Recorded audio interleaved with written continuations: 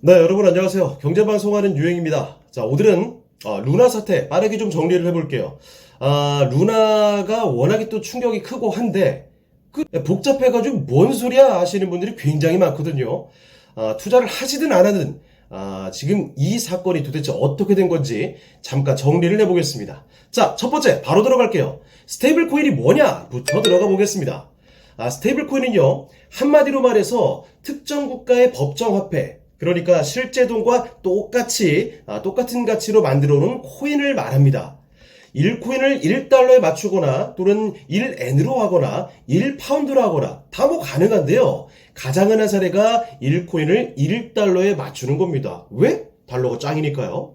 자, 이러한 1코인을 1달러에 맞춘 스테이블 코인에도 사실은 여러 가지 종류가 있어요. 미국 달러니까 USD, 이게 보통 좀 들어가죠? US 달러라고 합니다. 대표적으로 USDT, 테더가 있고요. USDC, BUSD 이런 것들이 있습니다. 참고로 1코인의 가치를 특정 화폐의 가치에 딱 맞추려는 것, 바로 이것을 우리가 패깅이라고 부르는 방식이고요. 시장에서 거래가 되다 보면 물론 0.9996 아니면 1.0002 이렇게 이딴 식으로 조금 안 맞아 떨어질 때도 있는데 그래도 보통 변동은 거의 없다고 보시면 되고요. 이게 와장창 안 맞아 떨어지면서 패깅이 박살나는 걸 디패깅이라고 부릅니다.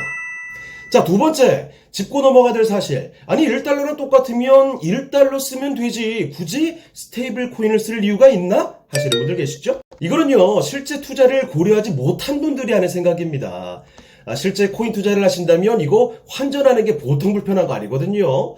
주식 투자한다고 해서 예수금 꼭 다 쓰는 거 아니죠? 시장 상황에 따라 좀 다른 겁니다.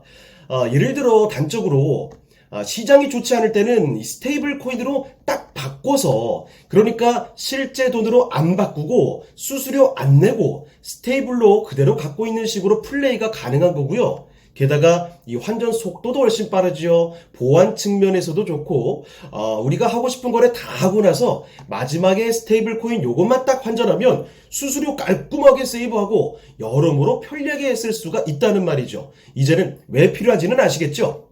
자, 그런데 세 번째 짚고 넘어가야 될 사실. 그런데 문제는 이걸 어떻게 믿느냐라는 겁니다. 제가 왜 여기서 믿음이라는 걸 강조를 하냐면, 사실 화폐의 가장 중요한 요소 중에 하나가 이 신뢰, 믿음이라는 거죠. 자, 이게 무언가 진짜 바꿀 만한 가치가 있다고 믿는 믿음, 상환 가능성이라는 거거든요. 아니, 일단 제가 지금부터 이 휴지가 1달러입니다 라고 선언만 한다고 이 휴지가 1달러가 진짜 되겠냐고요. 누가 봐도 얘가 1달러라고 봐도 괜찮겠네 싶어야 1달러가 될 수 있겠죠. 자, 그런데 생각해보세요. 중앙은행이 발행하는 이 화폐도 사실상은 종이 쪼가리잖아요. 하지만 여기에는 법적인 근거와 함께 능력, 그러니까 이 중앙은행 자체가 시장에 위기가 오고 지급 불능 등의 어떤 문제가 있을 때 최종 대부자로서의 능력이 있다라는 것, 그렇기 때문에 우리가 믿고 쓸 수가 있는 거죠. 중요한 건 이 신뢰라는 걸 여러분 꼭 좀 기억을 해두시고요. 자, 지금부터는 스테이블 코인의 종류를 살펴볼 텐데, 스테이블 코인이 처음에 발행될 때 아예 우리가 발행하는 1코인당 1달러라는 실물 자산을 담보로 갖고 있겠습니다, 이렇게 얘기하고서 발행되는 스테이블 코인이 있습니다. 어때요? 믿음직스럽죠? 자, 이런 방식이 위에서 말한 테더 같은 애들인 건데, 테더의 경우에는 모든 이용자가 인출을 결정하더라도 1테더당 1달러씩 전부 지급하기에 충분한 현금을 보유하고 있다 라고 주장을 하고 있습니다. 여담이지만 그런데 실제 확인한 결과 현금 외에도 기업엄이나 미국 국채 등 이런 것들을 많이 좀 보유하고 있다라고 전해지고 있습니다. 어쨌든 간에 이런 친구들을 우리는 법정화폐 담보 스테이블 코인이다 라고 이야기를 하고요. 요거보다는 조금 덜 신뢰감이 있기는 한데, 예를 들면 우리가 발행하는 1코인당 1달러에 상응하는 비트코인을 담보로 갖고 있겠습니다, 이렇게 차선책 같은 느낌일까요? 이렇게 발행되는 스테이블 코인도 있습니다. 당연히 비트코인처럼 든든한 거여야지 사람들이 믿어주겠죠. 잡코인 누가 쳐다보겠습니까? 담보물이 안정적일수록 스테이블 코인도 안정적이다, 이렇게 평가받는 것이고, 대표적으로 메이커다오의 나이코인, 이 예시가 대표적인데요. 이 친구는 이더리움을 담보로 잡고 발행이 됩니다. 자, 이런 친구들을 암호화폐 담보 스테이블 코인이다라고 부르고요. 자, 그런데 여러분, 이제 다 왔습니다. 지금 문제가 된 이 테라의 경우에는 테라라는 이 스테이블 코인, 어떤 경우일까요? 아니, 얘는요, 달러를 담보로 잡고 있지도 않고요. 비트코인이나 이더리움 같은 암호화폐를 담보로 잡고 있지도 않습니다. 이렇게 이야기를 하거든요. 우리는 스테이블 코인인 테라와 테라의 형제 코인인 일반 코인인 이 루나 사이에 완벽한 수학적 알고리즘을 통해서 이 테라의 가치가 1달러가 될 수 있게끔 유지하겠다. 이렇게 주장을 하고 있는 겁니다. 오잉? 실물 자산이 무엇도 없는데 이거 어떻게 믿죠? 우리 알고리즘 한번 들여다보세요, 여러분. 그러면 고개가 끄덕여지실걸요? 라고 이야기를 하는 건데요. 테라와 이 루나 둘 사이에 소위 차익거래라는 것을 통해서 여러분 혜택을 딱 가져갈 수 있는데요. 이 엄청난 혜택을 보고 코인의 수요가 지속적으로 증가할 거고, 그러면 거래소도 투자자도 차익거래를 통해서 이익을 실현할 수가 있습니다. 이 알고리즘에 대한 믿음, 그러니까 신뢰만 여러분 가지세요. 그럼 이게 우리가 쓰는 화폐랑 다를 게 뭐가 있겠습니까? 이런 이야기를 전하고 있는 거죠. 물론 결론적으로 여기 실물 자산도 없을 뿐더러 이 테라를 만든 테라폼랩스, 여기는 중앙은행이랑 좀 다르죠. 법적 근거나 최종 대부자의 기능 같은 이런 능력도 좀 부족합니다. 끼케야 얼마 전에 대량으로 살았던 이 비트코인, 그딴 걸로 능력이 얼마큼 될까요? 약간 의문이죠. 애초에 취약한 기반이었기 때문에 사람들의 불안감이 증폭되면서 신뢰에 금이 갔을 때 한 번 투매가 촉발되면서 이런 사태가 벌어진 거다라고 보시면 될 것 같습니다. 어쨌든 간에 지들 딴에는 혁신적인 알고리즘이 있으니 괜찮다 이렇게 이야기를 했는데, 지금부터 그 알고리즘을 좀 알려드리도록 하죠. 자, 먼저 말씀드리면요, 주요 키워드입니다. 수요와 공급 법칙, 공급의 컨트롤이고요. 두 번째, 차익 거래입니다. 우선 수요와 공급의 법칙은 다들 알고 계시죠?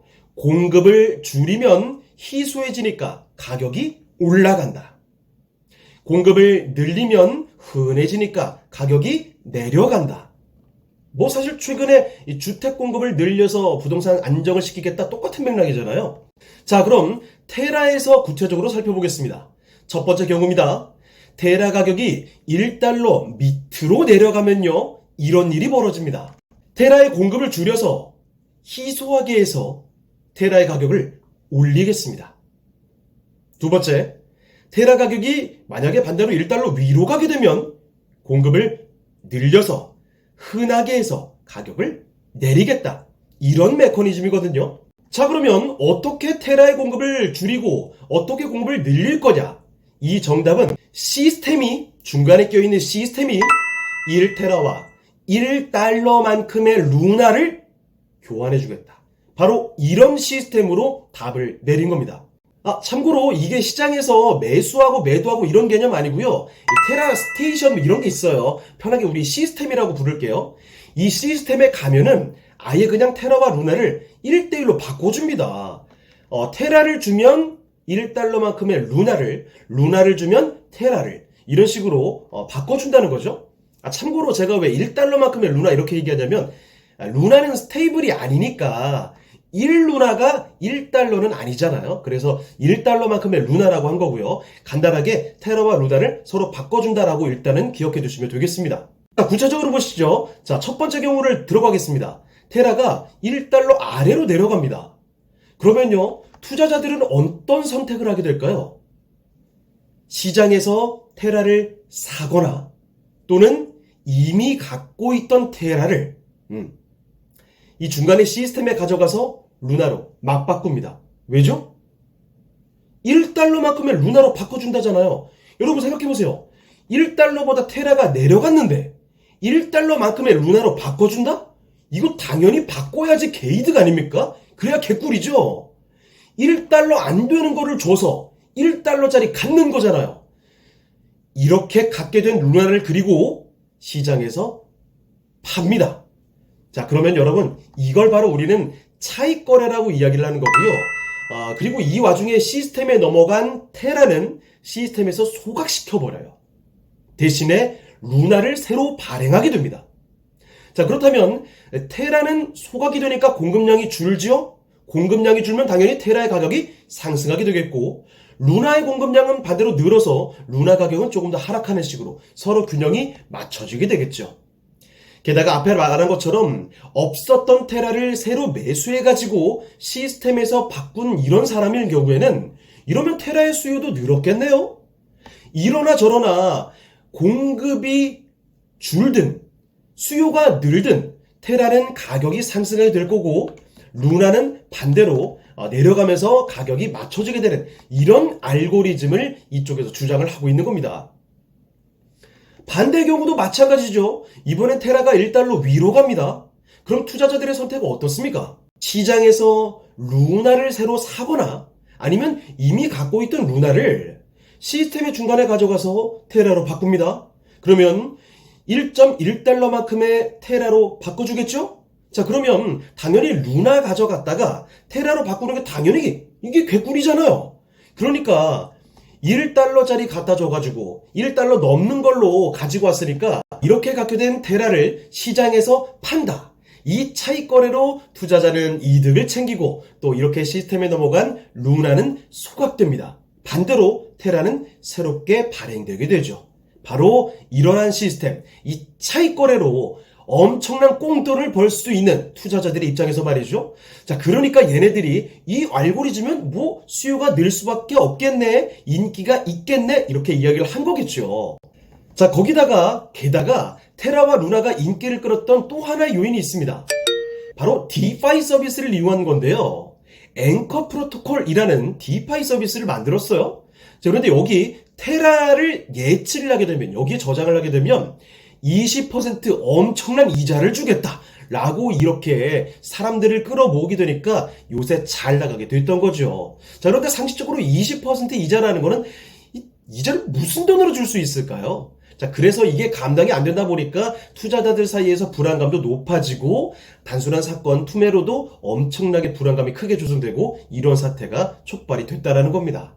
자, 이렇게 해서 오늘 테라와 또 루나 사이에 일어나는 이 메커니즘과 스테이블 코인에 대한 전반적인 이야기를 좀 풀어봤습니다. 이 정도 말씀을 드렸으면 어느 정도 이 루나와 테라 이 사이의 메커니즘이 이해가 되셨을지 모르겠네요. 참고를 하시면 좋겠습니다.